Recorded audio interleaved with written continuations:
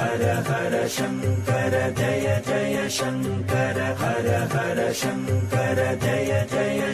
அன்று சித்திரை 18ஆம் தேதி அக்னி நட்சத்திரம் ஆரம்ப காலம்.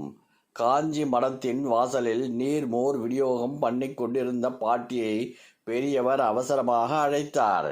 இன்னைக்கு நிறைய தயிர் வாங்கி 2-3 அண்டால நிறைய நீர்மோர் தயார் பண்ணி வை.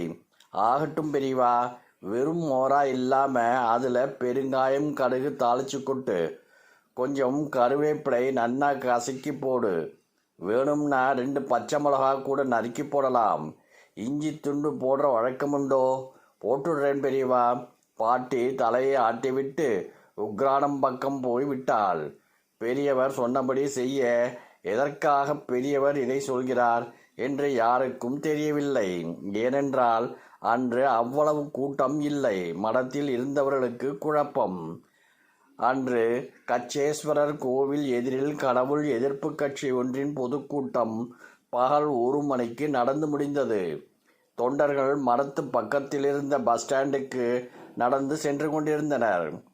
நடந்து வந்ததில் எல்லோருக்கும் வறண்டு தாகம். அவர்கள் மடத்து வாசலில் மோர் கொடுத்து கொண்டிருப்பதை பார்த்தார்கள்.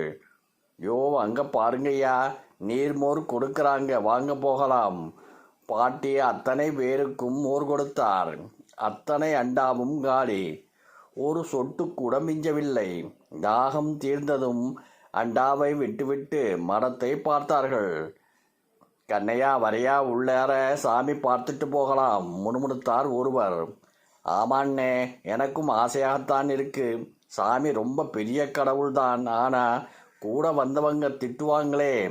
இதில் வேடிக்கை என்னவென்றால் 100 பேருக்குமே அதே கவலை, பயம். கடவுள் இல்லை என்று அவரை திட்டி தீர்த்த கூட்டத்தில் கலந்து கொண்ட பெண் எந்த மூஞ்சியை வைத்துக்கொண்டு மடத்துக்குள் நுழைவது? அவர்கள் அவ்வாறு யோசித்து கொண்டிருந்த வேளையில் மடத்திலிருந்து சீடர்கள் வேகமாக வெளியே வந்தார்கள். பின்னாலேயே பெரியவரும் வந்துவிட்டார். நீங்களெல்லாம் உள்ளே வந்து என்னை பார்க்காட்டா என்ன?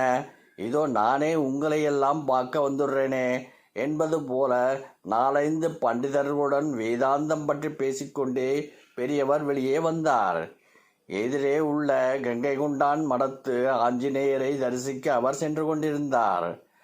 ஆக பெரியவரை தரிசிக்க வேண்டும் என விரும்பி அந்த தொண்டர்களின் விருப்பம் நிறைவேறிவிட்டது.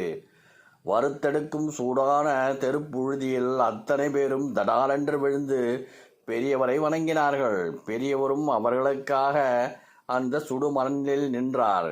எல்லோருக்கும் நீர்மூர் கிடைச்சதா? கிடைச்சது சாமி. சாமி 90 என்று எல்லோரும் திருநீர் கேட்டு வாங்கினார்கள். தாயை தவிர வேறு யாரால் இப்படி கருணை பொங்க அருள் புரிய முடியும்? அந்த தொண்டர்களின் பலருடைய கண்களில் பெரியவர் காட்டிய அன்பு கண்ணீரையே வரவழைத்து விட்டது.